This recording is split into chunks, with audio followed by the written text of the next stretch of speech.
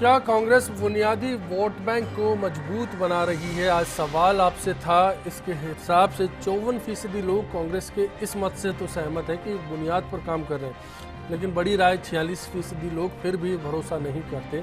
तो इसी राय के साथ आगे बढ़ा जाए। करोड़ी सिंह जी, ये जो जवाब आया इसमें कहीं लगता है कि कांग्रेस फिर से बुनियाद पर ध्यान देने लगी है और इस बुनियाद के सिलसिले में शहरों को भी जोड़ लिया गया है। क्या बेहतर रणनीति हो सकती है आज के हिसाब से?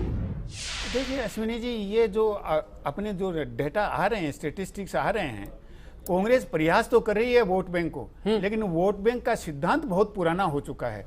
तो पुराने सिद्धांतों से, पुराने तरीकों से आप सत्ता में नहीं आ सकते हैं। आपको नए सिद्धांत देखने पड़ेंगे, नए नए तरीके देखने पड़ेंगे। तो कांग्रेस को कोई नया तरीका खोजना चाहिए। केवल वोट बैंक के नाम से कांग्रेस बहुत ज़्यादा हासिल नहीं कर पाएगी। इस तरह की जाति आजकल अफेक्टिव तो हो रहा है, लेकिन किसी का वोट बैंक नहीं है जाति।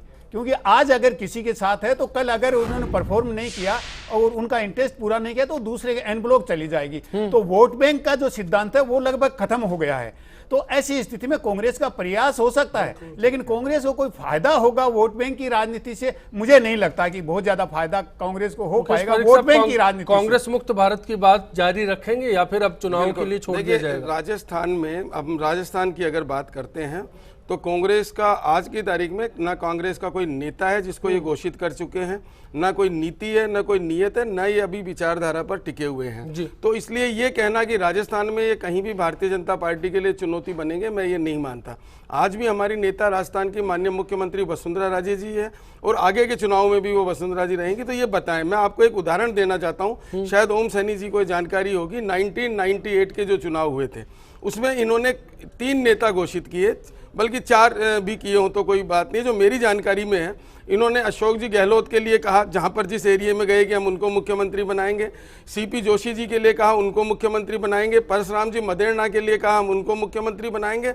और एक जातियों में एक भ्रम फैलाया इन्होंने कि हम मैं ये क्लियर, मैं मेरी बात कंप्लीट करूंगा। मैं इन जातियों में इन्होंने भ्रम फैलाया, ये जातियों में आप हो सकता है कि उस समय का आपको जानकारी नहीं हो, उस समय इन्होंने भ्रम फैलाया। ब्राह्मणों को कहा सीपी जोशी मुख्यमंत्री बनेंगे, अशोक गहलोत के लिए कहा वो मुख्यमंत्री बनेंगे, मदेरणा जी के लिए कहा वो मुख्यमंत्री बनेंगे, और इन्होंने भ्रम फैलाया। और मैं ये मानता हूं कि कांग्रेस कहीं ना कहीं उसमें कुछ स्तर पर वो भ्रम फैलाने में सफल रही। लेकिन आज जो जनता है कांग्रेस को जान गई है, कांग्रेस की नीति को जान गई है। और आप जो ये शहरों की बैठक की जो बात कर रहे हैं, ऐसा इसका कोई प्रभाव इसलिए नहीं होने वाला कि आज का जो युवा है, आज की जो जनता है, आज का जो वोटर है, हम ये बात करते हैं कि हमने क्या किया। आज हम युवाओं को तैयार कर रहे हैं उनके कौशल के माध्यम से, उनका कौशल का विकास कर रहे हैं, उनका कौशल विकास इसका होगा, जवाब तो निश्चित रूप से मेरे ख्याल से हमारा आरसी चौधरी साहब आप दे दीजिए। आप कैसे रिझा पाएंगे, बुनियाद कैसे मजबूत कर पाएंगे, क्योंकि अब तक कन्विंस नहीं है गेस्ट?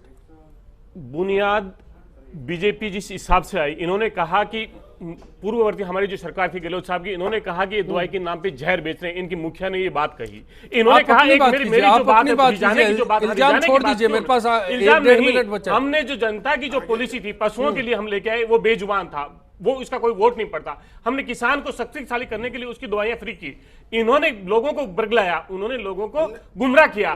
गुमराह करने के बाद में आज उनका एजेंडा साफ हो चुका है। आज प्रदेश के अंदर अपराध इतना बढ़ गया है कि जहां पे गृह मंत्री के होते हुए चैलेंज होता है और बड़े एक इवेंट करने के लिए यहाँ पे अपराध है। आज घर से बहन बेटी निकलने के लिए डरती है, क्योंकि आज थ्रेटनिंग करती है। आपकी पार्टी के सवाल पर आप प्रदेश सरकार की तस्वीर को पेश कर रहे हैं। हमारी पार्टी के सवाल पे जितने जो ये लेके आई, हमारा काम आज के दिन उसको विधानसभा में और सड़कों पे उतारने का। ओम सैनी जी, आज की डिबेट पे फाइनल कमेंट विधानसभा के अंदर इस मुद्दे को उठाया। चलिए मैं लौट लूंगा, फाइनल कमेंट आपका पूरी डिबेट पे। मैं चाहता हूं कंक्लूजन कमेंट आपकी तरफ से हो, क्या लगता है? देखिए, कुल मिलाकर के लग ही रहा है कि कांग्रेस पार्टी अपनी ओर से प्रयास कर रही है, लेकिन कांग्रेस पार्टी इस बात को भूल रही है कि जिन युवाओं को रिझाने के लिए वो शहरों में सब तलाश कर रही है इन 7 कॉरपोरेशंस के बीच में, उसके बजाय नौजवानों के लिए पूरे प्रदेश में उनको अपनी बात ढूंढनी चाहिए, उनके साथ में संवाद स्थापित करना चाहिए। वो संवाद स्थापित उस तरीके से नहीं हो रहा जैसे वो चाहते हैं, जैसे वो कहना चाहते हैं।